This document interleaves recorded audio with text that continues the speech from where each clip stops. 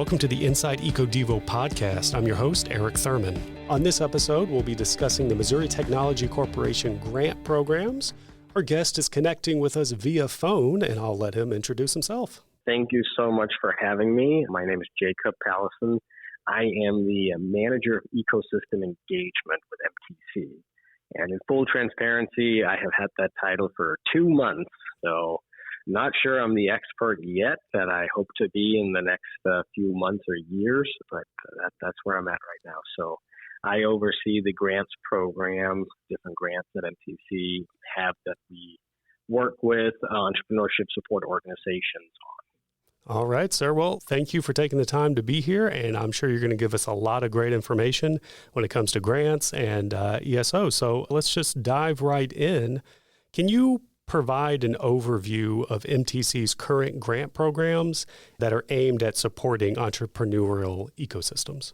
Yeah, absolutely. So I think the way to address, what we do with our grant programs is really to take a step back and look at the strategy behind it, so a little bit of history behind it, if you will. So a couple of years ago, MTC in partnership with Techonomy did a very thorough analysis of the entrepreneurial ecosystem and developed something called the Catalyzing Innovation Report, which is, I think, the guiding report, the guiding strategies that a lot of our efforts and our focus right now and in the coming years will really be sort of derived from that. So if you think about it, the Catalyzing Innovation, for those that haven't read it or looked at it, I highly recommend it, whether you're interested in what MTC does or not. It's just a fantastic outline of how to think about fostering entrepreneurship and developing an ecosystem. But really, that is the guiding document, if you will, for how we plan to foster and support innovation and entrepreneurship over the next 5 to 10 years. And specifically, Catalyzing Innovation outlines 5 strategies and 16 action items. And I won't go into the full detail. That we don't have time for that, I don't think, in this one. But just sort of high level, those 5 strategies are fund, which is really how do we deploy risk capital to startups, grow and scale. How do we increase access to entrepreneurial services and support? Launch, how do we convert IP into new startups and jobs? Inspire, how do we encourage more participation in entrepreneurship and innovation?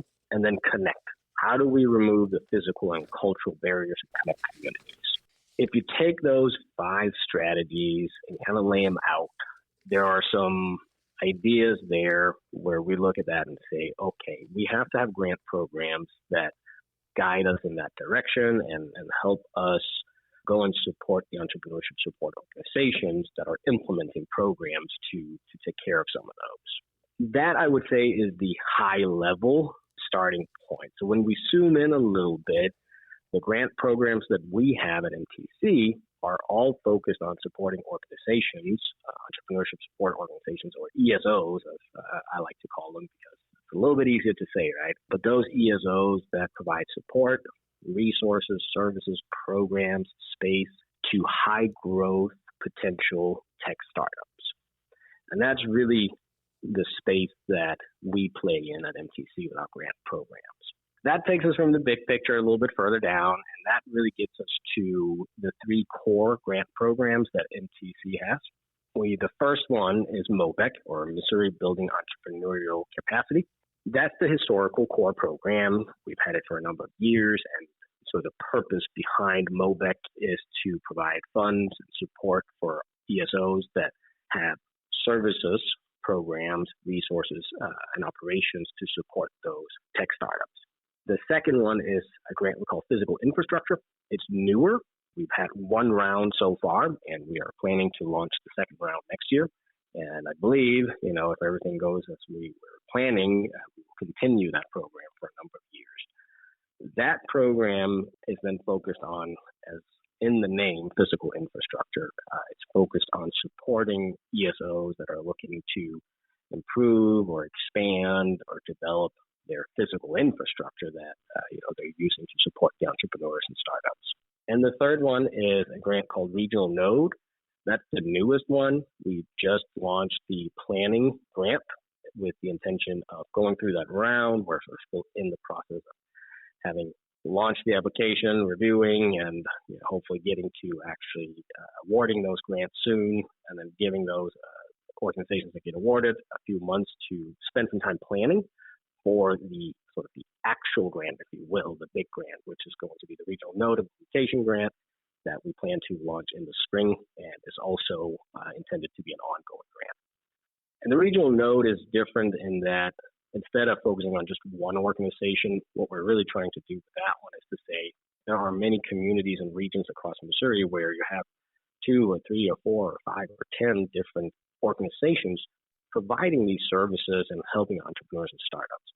And so regional node is to try to help encourage and foster ways for them to connect with each other and create what we call the front door for startups. So if you're a startup somewhere, anywhere in Missouri, really, you should have easier access once we get these regional nodes up and running and they start working as nodes instead of just individual organizations.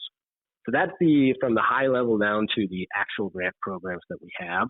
I think the way we look at it is really these are all tied together in a way that says there are different challenges, different needs, different issues. Our grants are designed to help alleviate and support and improve different areas of the total ecosystem. So that hopefully gives you a little bit of overview and background on the grants that we have. It certainly does, and I appreciate you laying out all that information. Just taking a little bit of a step backwards, you had mentioned ESOs, entrepreneurial support organizations, and I apologize if in what you were laying out there, that you had already discussed this, but can you go into that a little bit deeper? What is an entrepreneurial support organization and why are they important? Yeah, absolutely. And it's certainly one of those things where, when you work in the field, we throw the lingo around and assume everybody just knows what an entrepreneurship support organization or an ESO is, right? So, yeah, I mean, an ESO at the end of the day is an organization, a group that does something in terms of programmatic efforts, services, training, co-working space, accelerator, investing programs, competitions, different kinds of services or programs that are intended to help the entrepreneurs and startups within their area or across the state. That's really sort of what an ESO is. Just and they come in different shapes and sizes. You see them across the state in all communities. Sometimes they're tied to universities. Sometimes they're tied to economic development efforts. Sometimes they're sort of standalone programs that are there to help those entrepreneurs with access to resources, access to connection, access to mentors, access to what they need to start and grow and succeed. Would you say that the ESOs are vital when it comes to the entrepreneurial landscape? Like, what would that landscape look like if ESOs weren't there to help? Oh, I think it would be challenging for the startups and the entrepreneurs to really get what they need, right, and get the support that they need. So I think that this comes back to why do we have these programs, right? Why does MTC exist to offer grants to entrepreneurship support organizations? And I like to think that there are two different approaches to answering that question. One is what I would call the more traditional standard economic development answer, and that's an important one because it's founded in research. So we know that if we want to see an increase in job creation, if we want to see an increase in innovation, if we want to be ahead of the game and essentially have a strong, thriving economy, we have to do three things. We have to support the existing companies, the existing jobs. We also have to attract some companies sometimes to the area. And then thirdly, we have to support the new ones, the startups, the ones that are taking a risk and going out there saying, I have a different, better, unique way of doing things, and I believe down the road that could be of value. And so all three are important. Now, MTC is focused on the last one, the third one there, with the startups. And so I think it's important from that standpoint of it's the traditional. We know that startups, especially high growth potential startups, are job creators over time, and that's really important.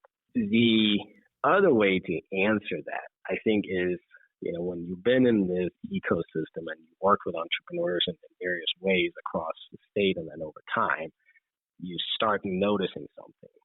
And for me, it's this idea that when you listen to successful companies, whether they're 5 years, 10 years, or 20 or 50 years into it, the origin story is always a startup, of course, right? You have to start somewhere.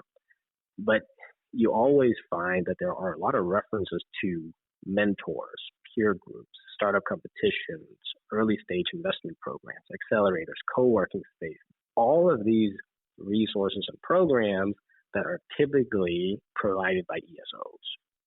And so it's not that the ESOs tend to take credit for the success of any particular startup that's successful.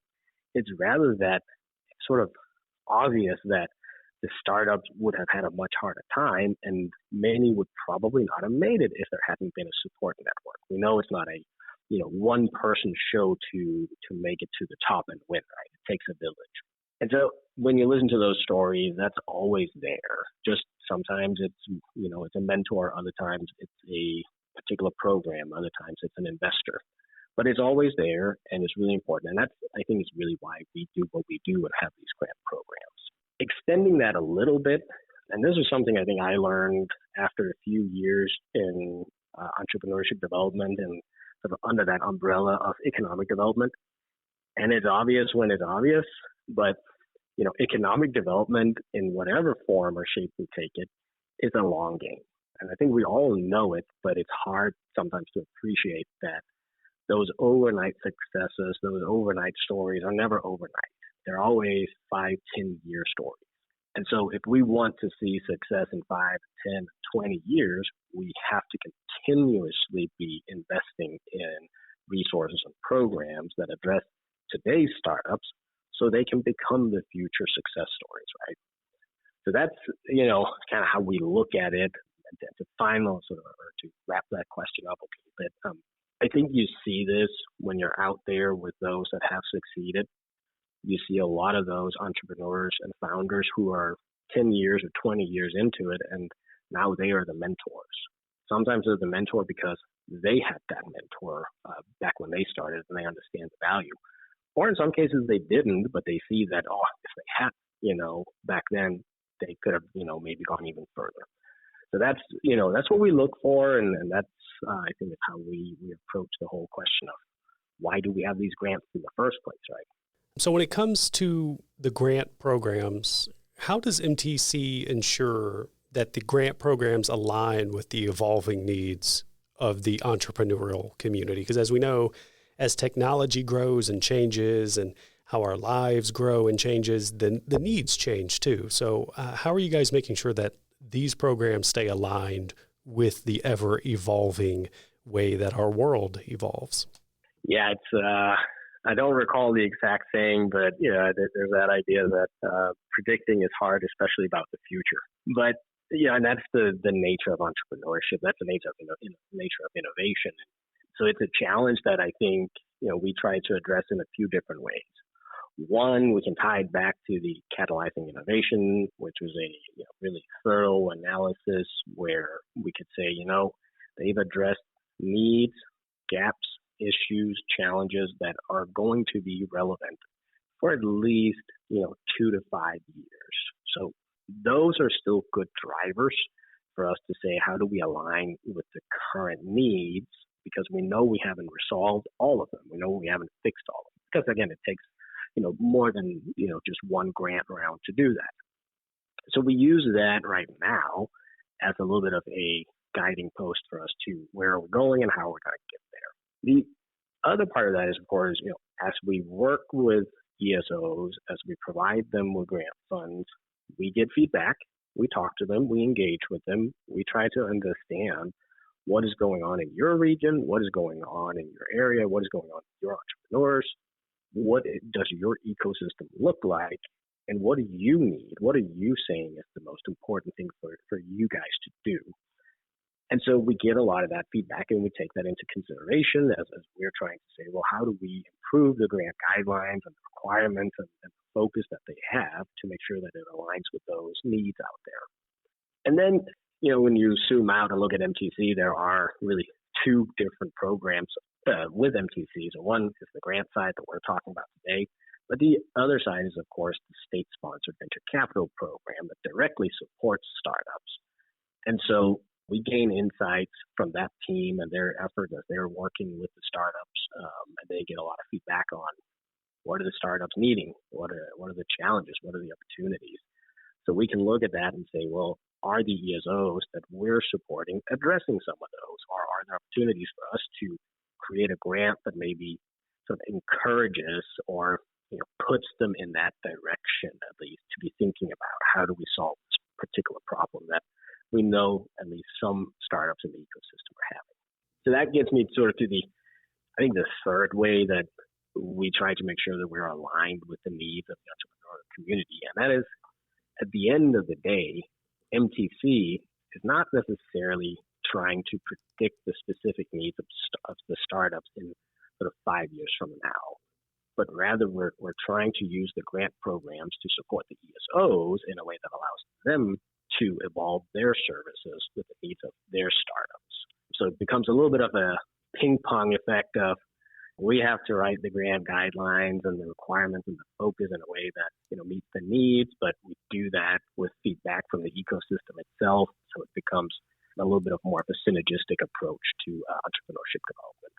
With the grants, can you go through the criteria and eligibility requirements? And a follow-up question to that, are the grants specifically targeting ESOs or businesses, or is it a mix of both? Yeah, good question. So the grants that we have are all designed to be eligible for nonprofit entrepreneurship support organizations or universities and research institutions in Missouri. So they, of course, have to serve entrepreneurs and ecosystems in Missouri, and they do have to be some sort of ESO, nonprofit, or university. So that's the high-level requirement. There are, of course, a few more things that we look at. One is if you come to us and we have a grant and you say you have an idea for a service or a program that you want to implement, your budget is suggesting that would cost you, let's call it $200,000 for the next year to do that. Well, then you can ask MTC or apply for $100,000, and then you would have to go and find another $100,000 from another source. So that's the one-to-one match requirement that we also have. And that's just to ensure that it's not funded only by MTC. We want to make sure that there's a few different stakeholders and there's some evidence of support and belief in the particular project beyond just what we see. Those are the high-level criteria that we look at, our eligibility requirements. The other one is, of course, going back to not all ESOs are focused on the same thing.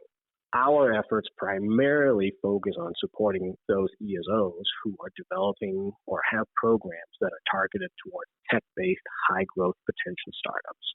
It's not to say that an ESO who supports sort of the broader spectrum of entrepreneurs and startups couldn't apply, but they do have to have focus and efforts that are specifically around those tech, science, innovation startups as well. So that's how we approach the eligibility. Why specifically supporting ESOs and not directly to the startup or the business? I mean, it's probably not happening like this, but it kind of seems like an ESO is a middleman. They get the funding from MTC and then they help the businesses. Is there a direct reason why going that route instead of just directly dealing with startups and businesses solely? So I think there's a handful of ways to address that question. But part of it is, we already do support the startups directly through the state-sponsored venture capital program. So we have, we're trying to solve some of the challenges and barriers around access to capital and high-risk capital through that particular program. But when you then look at it, the needs of entrepreneurs and startups is an incredibly sort of diverse bucket of things. And so MTC is a very small organization, so it is not really in our role and in our capacity to be the resource and service provider directly to those entrepreneurs, right? So we look at that and say, well, we exist to help disperse the funds throughout the state to those organizations that actually know what's going on in their area, with their community, with their startups. And part of that is simply that, an ecosystem in St. Louis is going to be different than a startup ecosystem in Springfield. And that's going to be different than what's in Cape Girardeau and then what's in Kirksville and what's in Joplin. It might on the surface look similar, but at the end of the day, there are unique needs and unique startups and unique industry clusters and opportunities within those regions where, those ESOs exist precisely because they can see that it's right outside their front door, and so they can go and serve those much, much better with the funds that we can provide and support them with. Yeah, individuals that live and work in their community understand the needs more pointedly than an overall organization. That makes a lot of sense. Yeah, absolutely. Absolutely. So how does MTC ensure the transparency and fairness of a grant application? Because I'm sure you don't want all the funds going to one particular area or one particular sector. How do you guys make sure that it's as evenly distributed as possible? Yeah, absolutely.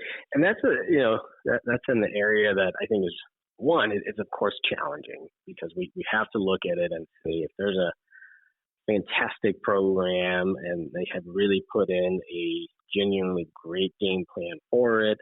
That's what we need to fund while balancing this idea of, well, it can't just all go to one area, one community, or one organization, or one anything, right? So the way we try to do that is, one, we strive to be open and transparent and make sure that all the ESOs and universities across the state are aware of our grant programs. We try to stay engaged and connected to them, making sure that they know what we offer, and so they have a fair and sort of a completely fair chance to apply at any point in time.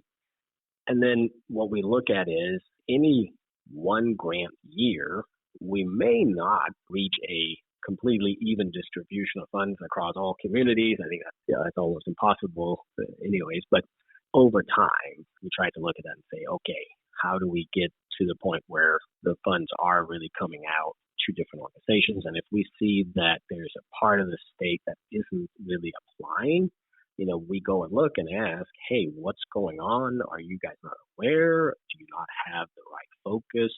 And sometimes it's, that's the challenge, is that there's not someone in that community that is really focused on entrepreneurship, startup development. So we try to encourage them to the best of our ability to say, okay, well, if and when you choose to focus on that, make sure that you look at MTC and see if there's a program that fits. It's, of course, challenging to make sure that we reach everybody, but it's certainly something that we look at on an ongoing basis. How do you guys, from an MTC perspective, how do you guys measure your success when an ESO has completed a grant cycle from beginning to end? There's a few different ways that I think we look at, was this a quote-unquote good investment? One is to apply a little bit of the same hat as we do with any kind of investment, is to say, did the program or the ESO, did they learn from it? Did they learn from their efforts? Did they improve? Can they look at the program that we helped fund and say, hey, we gained valuable insights from doing that will then either lead to direct impact doing the program or lead to an ongoing effort to improve. So there's a little bit of a learning component. Are they adapting? Are they adjusting? And then are they identifying a sustainable plan to keep and grow or pivot the program in a direction that's going to be in sort of an ongoing improvement? I think we look at it from that standpoint, as well as, of course, looking for any kind of clear evidence that did the program or the service or the organization provide direct benefit to startups. And the way we measure that is simply with asking those organizations to provide feedback on things like, well, so how many startups, how much was invested into them, how many jobs did they create, what were the economic outcomes over time. So we get the data for that to say, okay, did you actually go and do something, and can you support that? And then I think the last thing that we look at is, this goes back to the hard thing about startups is that, you have to have 100 startups to get to the one that's really a massive success, and maybe 25 others are also successful, but maybe not to the same degree. And then you have quite a few that, for a variety of reasons, maybe don't make it. We all understand that, and that's okay. That's part of what it takes to support the ecosystem. But we certainly look at our ESOs that we support and try to figure out, are there stories, are there specific examples that they can provide and say, yeah, through this particular program, this startup gained access to XYZ resources and benefited in these ways, and that allowed them to go and do things and be successful. So I think we look at it from did they learn? Did they actually create economic impact? And are there clear evidence of some success stories? And then is there an ongoing identification of what do we need to be doing to stay relevant, to stay ahead of the game, and to align with those changing needs within those communities? Like, are they showing evidence of moving to new, better, different programs if needed? A terminology that gets thrown out here that just kind of sparked a question in my mind is the term ecosystem, entrepreneurial ecosystem, tech ecosystem. And then the term ecosystem, there's balance, in that given ecosystem. So when you guys are providing funding and grants and support, are you looking at the sectors holistically and seeing like, oh, we got a lot of ag tech. We need to kind of balance, for, quote unquote, the ecosystem by making sure we give grants and focus to these other sectors because we don't want to be too heavy in one area. Am I off base there? Is there something to go off of there? So I don't know if we would really say we look at it from a industry sector standpoint with the ESOs. That is not quite the way I think we would be looking at it. I think rather what we are looking at is saying, are the different ESOs out there? Are they addressing specific needs, such as, are they doing something that helps improve access to capital for startups, access to high-risk capital for those startups? Sort of regardless of quote-unquote industry, as long as it comes back to tying it to startup or tech startups or innovation-driven high-growth potential startups. Or is it more about connecting with mentors, connecting with peers, creating programs that help make the connections to the right people? Or is it providing space or access to resources where those startups, and sometimes that's within a specific industry, right? So if there's an ESO that's highly focused on ag tech or highly focused on biotech or highly focused on any other particular sort of narrow industry, as long as it gets tied back to tech-driven, innovation-driven startups accessing those resources, we look at that and say, well, that's good, because the needs let's take a step back. The startup ecosystem in rural parts of the state versus metro areas versus sort of the bigger cities are all a little different as to what type of industry might be best aligned. So that goes back to we're not necessarily looking at one or two specific industries that we think are more important, but rather, is there a tech-driven, innovation-driven, high-growth potential startup impact within that particular ecosystem or industry in that region that the ESO might be serving? Does that make sense, that answer?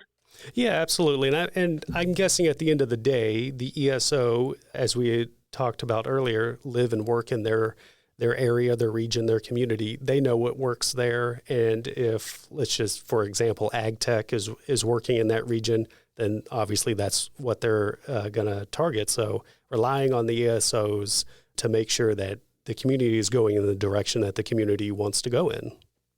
Yeah, absolutely. Absolutely. Before we kind of continue on with grants and the ins and outs of that, are ESOs, aside from getting the funding to then help the entrepreneurs or the business, are you guys also funding or helping to fund new ESOs? Like, how does a new ESO come about? Yeah, no, that's actually a really good question. I think the short answer is yes, that is a potential. So the way I think we would look at that is, let's say there's an ESO that applies for a grant and they've been around for 10 years and they have a track record and they're successful and they're wanting to develop a new program and they've done the research and they've done their homework. That's not saying you automatically get approved. That's not how it works. But it's sort of a little bit of an easier thing for us to look at and say, yeah, I mean, that sounds about right, just like you would in almost any other instance where you're trying to bet on, what the winning horse is going to be. You look at the track record. So that presents a little bit of a challenge if you're then a brand new organization, right, where you don't have a track record. So what we really look at in those are more about, have they identified the right need? Have they done their homework to justify why are they creating this ESO in the first place? Does it serve a purpose within their ecosystem and their region? Have they essentially outlined a good strategy that seems compelling and believable and addresses needs within the ecosystem that they're in? Then you combine that a little bit with things like, is there a sustainable financial plan?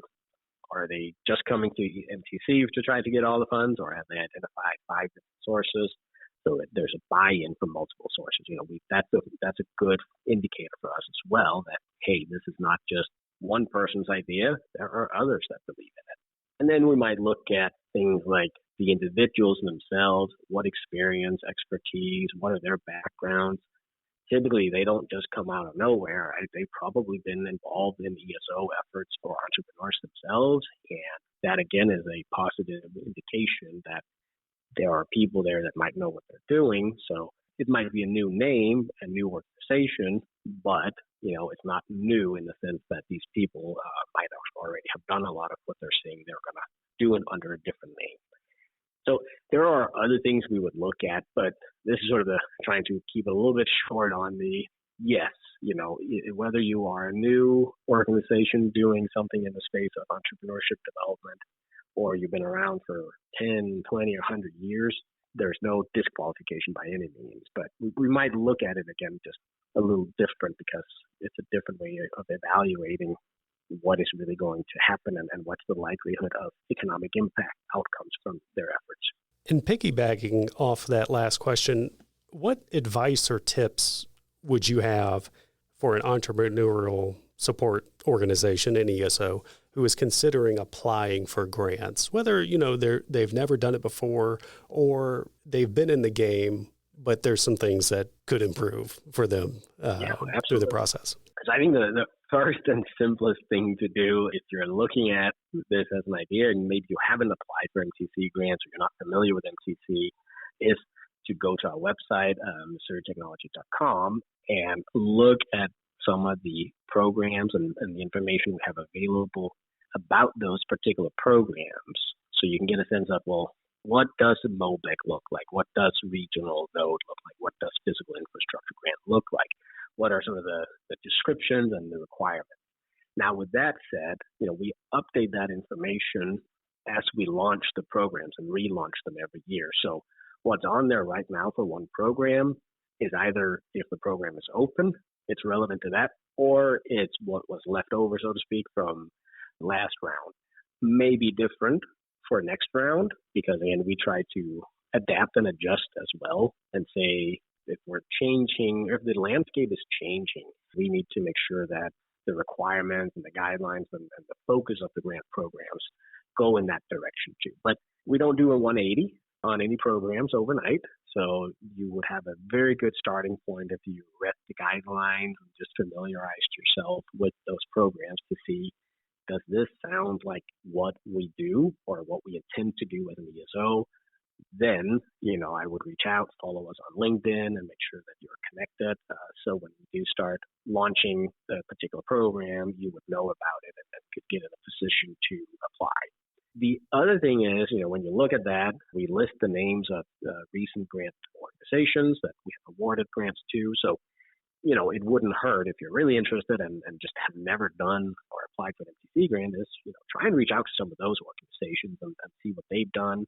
Maybe learn from their experience applying and maybe see what are they doing that MTC might have said, that sounds like a great idea and we think we need to support that with a grant. So that's how I would probably approach that. Just look at what we have already and then start thinking ahead on where is your organization going to be in the next 2 to 5 years, and is an MTC grant a viable option? With that, I would also make sure, kind of goes back to the financial sustainability, is it's a matching grant. It's a one-to-one matching grant. So ensuring that you look across your opportunities and try to identify what are the other sources of funds that will help support our efforts. Okay, so I'll just open it up to you in case there's something we didn't cover when it comes to the grant programs or in relation to ESOs that you want to cover that you think listeners would want to hear. I think the overreaching thing is going back to if you're really curious about what we do or just really curious about sort of understanding and thinking about entrepreneurship development and entrepreneurial ecosystems and how to foster that growth is the Catalyzing Innovation report that you can find on our website is absolutely fantastic. It's probably one of the best strategy documents that I've ever got the pleasure of working with and reading.